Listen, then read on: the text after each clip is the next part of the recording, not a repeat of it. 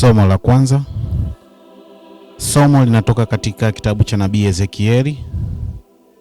Ezekieli sura ya 34 aya ya kwanza hadi ya 11.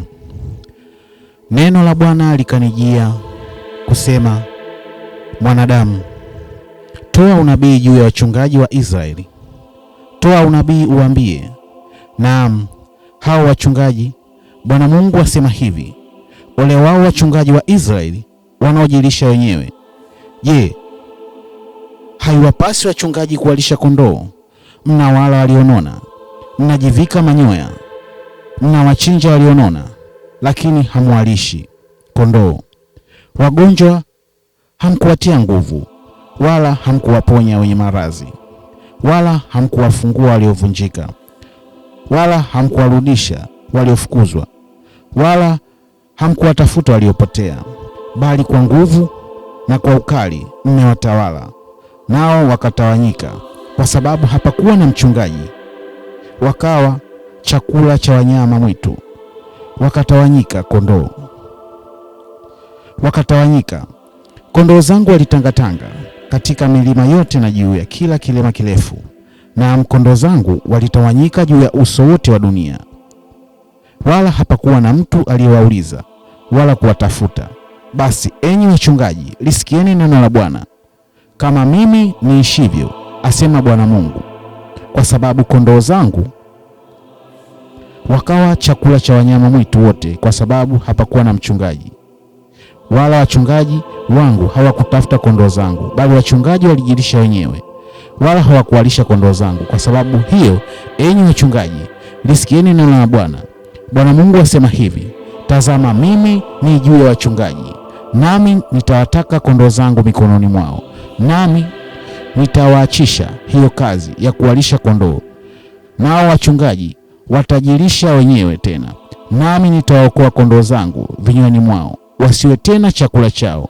Maana Bwana Mungu asema hivi, tazama, mimi mwenyewe nitawatafuta kondoo zangu na kuwaulizia.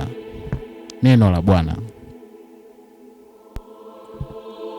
Somo katika Injili takatifu iliyoandikwa na Mtakatifu Mathayo sura 20 aya ya kwanza hadi ya 16. Yesu aliwaambia wanafunzi wake, ufalme wa mbinguni umefanana na mtu mwenye nyumba aliyetoka alfajiri kwenda kuajiri wakulima, akawapeleka katika shamba lake la mizabibu. Naye alipokwisha kupatana na wakulima kuwapa kutwa dinari, aliwapeleka katika shamba lake la mizabibu. Akatoka mnamo saa 3, akaona wengine wamesimama sokoni wasiokuwa na kazi, nao akawaambia, nendeni nanyi katika shamba langu la mizabibu, na iliyo haki nitawapa. Wakaenda. Akatoka tena mnamo saa 6 na saa 9, akafanya vile vile. Hata kama saa 11 akatoka, akakuta wengine wamesimama, akawaambia, mbona mmesimama hapa mchana kutwa bila kazi? Wakamwambia, kwa sababu hakuna mtu aliyetuajiri. Akawaambia, enendeni nanyi katika shamba la mizabibu. Kulipokuchwa, yule bwana wa shamba akamwambia msimamizi wake, waite wakulima uwalipe ujira wao, ukianzia mwisho hata wa kwanza. Na walipokuja wale wa saa 11 walipokea kila mtu dinari, na wale wa kwanza walipokuja walizani kwamba watapokea zaidi, na hao pia wakapokea kila mtu dinari. Basi wakisha kuipokea wakamnung'unikia mwenye nyumba wakisema, hao wa mwisho wametenda kazi saa moja tu, nawe umewasawazishia sisi tuliostahimili tabu na hali za mchana kutwa. Naye akamjibu mmoja wao akamwambia, rafiki, sikudhulumu, hukupatana nami kwa dinari. Chukua iliyo ya kwako, uende zako. Napenda kumpa huyu wa mwisho sawa na wewe. Si halali yangu kutumia vilivyo vyangu kama nipendavyo. Neno la Bwana. Sifa kwako, e Kristo.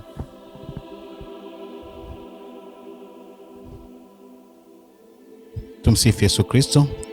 Karibuni katika tafakari ya kila siku ya masomo, ambapo tunakuwa na mwendelezo wa masomo mbalimbali ya kila siku ili kuweza kujifunza Biblia kwa watu wote kila siku. Katika Masomo ya leo ambayo tumeyasikia yametoka katika somo la kwanza, limetoka katika kitabu cha nabii Ezekieli sura 34 aya ya kwanza hadi ya 11. Tumeona nabii Ezekieli anatumwa sasa kwenda kwa wachungaji, na Bwana anasema wale wao wachungaji wa Israeli wanaojilisha wenyewe. Je, haiwapasi wachungaji kuwalisha kondoo? Mnawala walionona, mnajivika manyoya, mnawachinja walionona, lakini hamwalishi kondoo. Wagonjwa hamkuwatia nguvu. Tunaona haya ni maagizo ya Mwenyezi Mungu moja kwa moja kwenda kwa wachungaji. Tukumbuke kwamba hapa duniani tuna karama mbalimbali ambazo Mwenyezi Mungu ametupa. Kuna watu wana karama za unabii, kuna watu wana karama za uchungaji. Lakini leo Mwenyezi Mungu anamtuma nabii Ezekiel kwenda kwa wachungaji hawa ambao wanajisahau. Wanahudumiwa na hawa kondoo, lakini wao wanajisahau.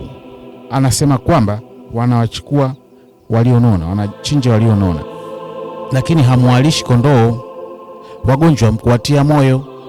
Tukumbuke kazi ya wachungaji ni kuwapa moyo na kuwalisha neno la Mungu hawa kondoo, ikiwa ina maana kwamba waumini wana msaada mkubwa sana kutoka kwa hawa wachungaji. Kwa hiyo neno la leo linawakumbusha hawa wachungaji ambao wamepewa dhamana kubwa na Mwenyezi Mungu katika kulinda kondoo wake, katika kuwahudumia kiroho, katika kuwaimarisha kiroho, katika kuwafundisha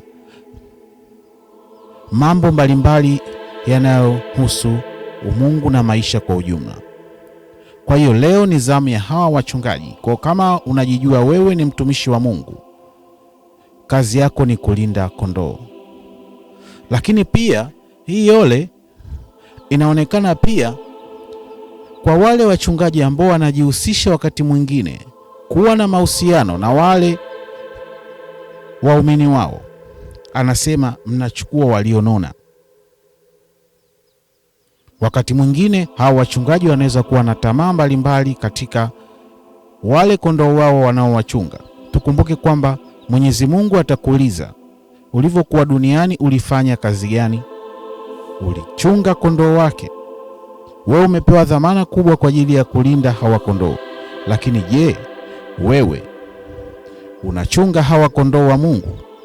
Ndio maana Mwenyezi Mungu ametoa ole nyingi kwa wachungaji. Kwa hiyo anatoa pia angalizo kwamba kwa sababu hapakuwa na mchungaji, wakawa chakula cha wanyama mwitu, wakatawanyika. Kondoo zangu walitangatanga katika milima yote na juu ya kila kilima kirefu. Na kondoo zangu walitawanyika juu ya uso wote wa dunia, wala hapakuwa na mtu aliyewauliza. Kwa hiyo tukumbuke kwamba Mwenyezi Mungu aliwaleta hawa wachungaji kusudi kwamba kuwakusanya kondoo wake pamoja, wasiweze kutawanyika. Kwa hiyo inawezekana wewe ukawa chanzo cha mvurugano wa kanisa ulilonalo, ulilopewa na Mungu, kwamba sasa hawa kondoo wako uwachunge, lakini wewe ukawa chanzo cha migogoro katika kanisa, ukasababisha hawa kondoo wa Mungu waweze kutawanyika sehemu mbalimbali, na mwisho wa siku wakawa hawana mchungaji. Kwa hiyo kazi ya wewe mchungaji ni wewe sasa kutumia karama ulizonazo katika kuwakutanisha hawa wana wa Mungu pamoja na kuwalinda, kwa sababu umepewa dhamana. Kwa hiyo unaona kwamba kondoo zangu wakawa chakula cha wanyama wote, kwa sababu hapakuwa na mchungaji, wala mchungaji wangu hawakutafuta kondoo. Tukumbuke Yesu aliwahi kutoa mfano kama huu kwamba una kondoo 10, amepotea mmoja, utawaacha 10 kamtafute mmoja. Kwa hiyo kazi ya mchungaji ni kuhakikisha kwamba kondoo ulionao haupotezi kondoo